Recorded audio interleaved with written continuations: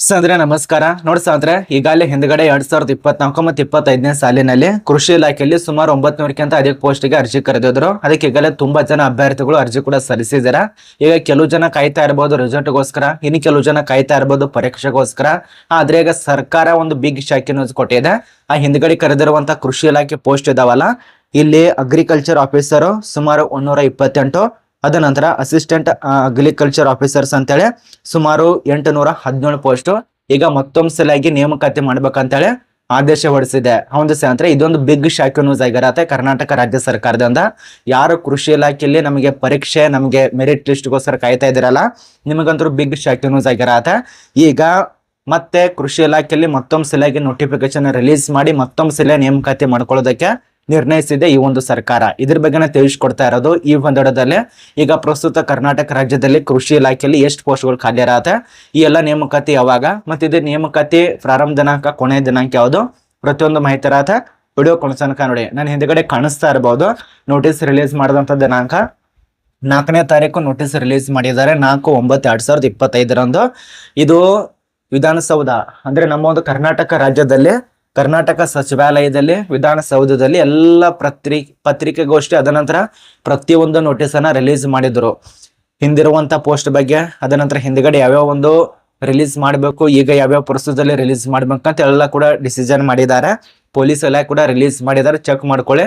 ನಾನು ಅದ್ರ ಬಗ್ಗೆ ವಿಡಿಯೋ ಮಾಡಿ ತಿಳಿಸ್ಕೊಟ್ಟಿದ್ದೇನೆ. ಈಗ ಬಂದಿರುವಂತ ಮಾಹಿತಿ, ಕರ್ನಾಟಕ ಕೃಷಿ ಇಲಾಖೆಯಲ್ಲಿ ಯಾವ ಒಂದು ಅಭ್ಯರ್ಥಿಗಳು 2024-25-11-2024ರಿಂದ ಅದ ನಂತರ ಈ ಒಂದು 29/3/2025 ಬಂತು. ಅದ ನಂತರ 11/4/2025 ಒಂದು ಅಧಿಸೂಚನೆಗೆ ಸಂಬಂಧಪಟ್ಟಂತೆ ಆಗಿರತ್ತೆ ಇದು. ಅವಾಗ ನೀವು ಅರ್ಜಿ ಸಲ್ಲಿಸಿದ್ರಿ ಎಲ್ಲ ಒಂದು ಅಭ್ಯರ್ಥಿಗಳು, ನಾವೇ ನಮಗೆ ತಿಳಿಸ್ಕೊಟ್ಟಿದ್ದೇವೆ ಅರ್ಜಿಗಳು ಪ್ರಾರಂಭ ಆಗಿದೆ, ದಯವಿಟ್ಟು ಅಪ್ಲಿಕೇಶನ್ ಹಾಕಿ ಅಂತ ಹೇಳಿ. ಆಮೇಲೆ ತುಂಬಾ ಜನ ಅರ್ಜಿ ಸಲ್ಲಿಸಿದ್ರೆ, ಬಟ್ ಆ ಎಲ್ಲ ನೇಮಕಾತಿ ಇದಾವಲ್ಲ ಕೃಷಿ ಇಲಾಖೆಯಲ್ಲಿ ಮತ್ತೊಂದು ಸಲ ತಿಳಿಸ್ಕೊಡ್ತೇನೆ ನೋಡಿ. ಹಿಂದ್ಗಡೆ 947 ಪೋಸ್ಟು ಆಲ್ ಕರ್ನಾಟಕ ರಾಜ್ಯದಲ್ಲಿ ಕೃಷಿ ಇಲಾಖೆಯಲ್ಲಿ ಅರ್ಜಿ ಕರೆದಿದ್ರು. ಅದರಲ್ಲಿ ವಿಂಗಡಣೆ ಮಾಡಿದ್ರೆ ಅಗ್ರಿಕಲ್ಚರ್ ಆಫೀಸರು AO ಅಂತೇಳಿ 128 ಪೋಸ್ಟ್ ಖಾಲಿ ಇತ್ತು. ಅದ ನಂತರ ಈ ಒಂದು ಅಸಿಸ್ಟೆಂಟ್ ಅಗ್ರಿಕಲ್ಚರ್ ಆಫೀಸರ್ ಅಂತೇಳಿ ಸುಮಾರು 817 ಪೋಸ್ಟ್ ಇದಕ್ಕೆ ಅರ್ಜಿ ಸಲ್ಲಿಸಿದ್ರಿ. ಈಗ ಮತ್ತೊಂದು ಸಲ ನೇಮಕಾತಿ ಮಾಡ್ಬೇಕಂತೇಳಿ ಸರ್ಕಾರ ತೀರ್ಮಾನಿಸಿದೆ. ಈಗಾಗಲೇ ಅಧಿಸೂಚನೆ ಕೂಡ ರಿಲೀಸ್ ಮಾಡಿದ್ದಾರೆ. ಎಲ್ಲಿಂದ ಯಾವ ರೀತಿಯಾಗಿ ರಿಲೀಸ್ ಮಾಡಿದ್ದಾರೆ ಒಂದೊಂದ ತಿಳಿಸ್ಕೊಡ್ತೇನೆ ನೋಡಿ. ಹಿನ್ನೆಲೆ ರಿಲೀಸ್ ಮಾಡಿದಂತ 20/9/2024ರಂದು KPSC ಹೊರಡಿಸಿದೆ ನೇಮಕಾತಿ ಅಧಿಸೂಚನೆ. ಅದನ್ನ ರದ್ದುಗೊಳಿಸಿದ್ದಾರೆ ಕರ್ನಾಟಕ ರಾಜ್ಯ ಸರ್ಕಾರದವರು. ಯಾಕೆ ರದ್ದುಗೊಳಿಸಿದಾರಪ್ಪ ಅಂದ್ರೆ ನೋಡಿ, ಈಗ ಒಳ ಮೀಸಲಾತಿಗೆ ಸಂಬಂಧಪಟ್ಟಂತೆ ತುಂಬಾ ಜನ ಕಾಯ್ತಾ ಇದ್ರೆ, ಅದರಲ್ಲಿ ಏಜ್ ಕೂಡ ಅರ್ಧಕ್ಕರ್ಧ ಡಿಬಾರ್ ಆಗಿತ್ತು. ವಿದ್ಯಾರ್ಥಿಗಳು ತುಂಬಾ ಜನ ಹೋರಾಟ ಮಾಡಿದ್ರೆ ಅದನ್ನೆಲ್ಲ ತೀರ್ಮಾನ ಮಾಡಿಸಿಕೊಂಡು KPSC ಇಂದ ಹೊರಡಿಸಿದ ನೇಮಕಾತಿ ಅಧಿಸೂಚನೆ ಇದೆಲ್ಲ ರದ್ದುಗೊಳಿಸಿದ್ದಾರೆ. ಅದರದ್ದು ಪರೀಕ್ಷೆ ಇತ್ತು, ಅದು ಕೂಡ ರದ್ದು ಮಾಡಿದ್ರು. ಏನು ಅರ್ಜಿ ಸಲ್ಲಿಸಿದ್ರಲ್ಲ, ಪರೀಕ್ಷೆ ಶುಲ್ಕ ಕೂಡ ಡಮಾರ ಆಯ್ತು, ಮುಗಿತು ನಿಮ್ ಪರೀಕ್ಷೆ ಶುಲ್ಕ ಹೋಯ್ತಂತ ಅನ್ಕೊಳ್ಳಿ. ಅದು ಹೋಯ್ತು, ನೀರು ಪಾಲಾಯ್ತು. ಅದ ನಂತರ ಈಗ ಮತ್ತೊಂದು ಸಲ ನೇಮಕಾತಿ ಮಾಡ್ಕೊತಿದ್ದಾರೆ. ಇದೇ ಅಧಿಸೂಚನೆ ಮತ್ತೊಂದು ಸಲ ಆಗಿ ಇನ್ನು 2 ತಿಂಗಳಲ್ಲಿ ಇದು ನೇಮಕಾತಿ ಬರತ್ತೆ. ಅದು ನಿಮಗೆ ವಿಡಿಯೋ ಮಾಡಿ ತಿಳಿಸ್ಕೊಡೋದಕ್ಕೆ ಪ್ರಯತ್ನ ಮಾಡ್ತೇನೆ. ಒಟ್ಟಾರೆ ನಮ್ಮ ಒಂದು ಕರ್ನಾಟಕ ರಾಜ್ಯದಲ್ಲಿ ಈಗ ಪ್ರಸ್ತುತ 950ಕ್ಕಿಂತ ಅಧಿಕ ಪೋಸ್ಟ್ ಕೃಷಿ ಇಲಾಖೆಯಲ್ಲಿ ಖಾಲಿ ಇರತ್ತೆ. ಆ ಎಲ್ಲ ನೇಮಕಾತಿಗಳು ಹಿಂದಿರುವಂತ ನೇಮಕಾತಿಗಳು ಎಲ್ಲ ಮಣ್ಣು ಪಾಲಾಯ್ತು. ಈಗ ಮತ್ತೊಂದು ಸಲಗೆ ಅಧಿಸೂಚನೆ ರಿಲೀಸ್ ಮಾಡಿ ಮತ್ತೊಂದು ಸಲಗೆನೆ ನೋಟಿಸ್ ಕಳಿಸ್ಕೊಡ್ತಾರೆ. ಇದು ನೋಡಿ ಅಂದ್ರೆ ಇದ್ರ ಬಗ್ಗೆ ನಿಮ್ಗೆ ಅರ್ಥ ಆಗ್ತಿದೆ ಅಂತ ಅನ್ಕೋತೀವಿ.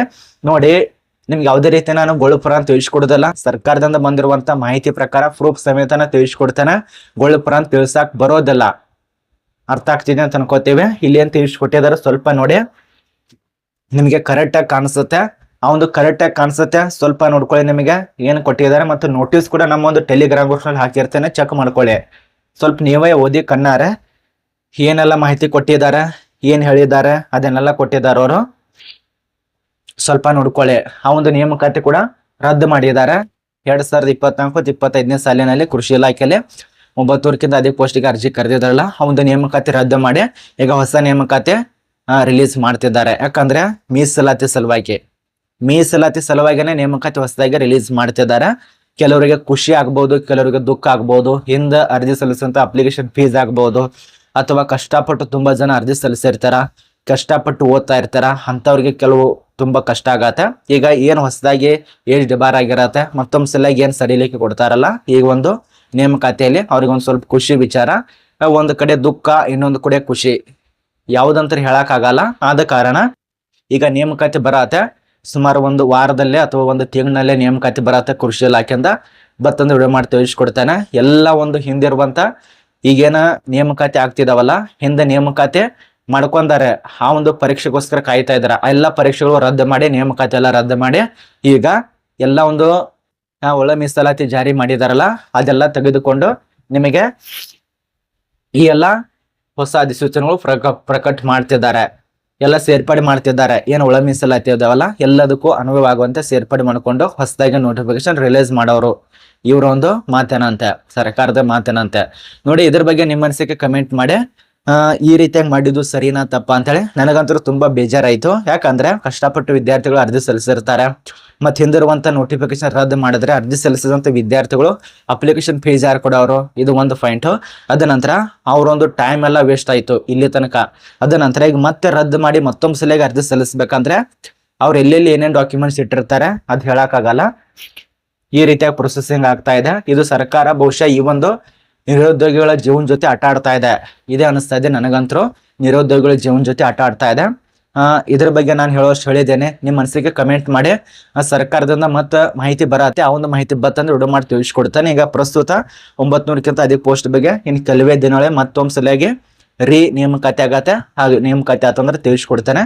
ಇದಕ್ಕೆ ಏನೆಲ್ಲ ಡಿಗ್ರಿ ಪಾಸ್ ಆದವರು, ಕೃಷಿಯಲ್ಲಿ ಡಿಗ್ರಿ ಪಾಸ್ ಆದವರು 18 ವರ್ಷ ಅಂತ ಆಗಿರ್ಬೇಕಾಗತ್ತೆ. ಅದ ನಂತರ ನಿಮಗೆ ನೇಮಕಾತಿ ಕೂಡ ಅನುವಾಗತ್ತೆ. ಆ ಒಂದು ನೋಟಿಸ್ ಬರ್ತದೆ ತಿಳಿಸ್ಕೊಡ್ತಾನೆ. ಸುಮ್ಮನೆ ಓ ಪೋಲ್ಗಳು ಹೇಳಿ ನಿಮಗೆ ಟೈಮ್ ಕೂಡ ವೇಸ್ಟ್ ಮಾಡಬಾರ್ದು. ಇದು ಅರ್ಥ ಆಗಿದೆ ಅಂತ ಅನ್ಕೋತೀವಿ.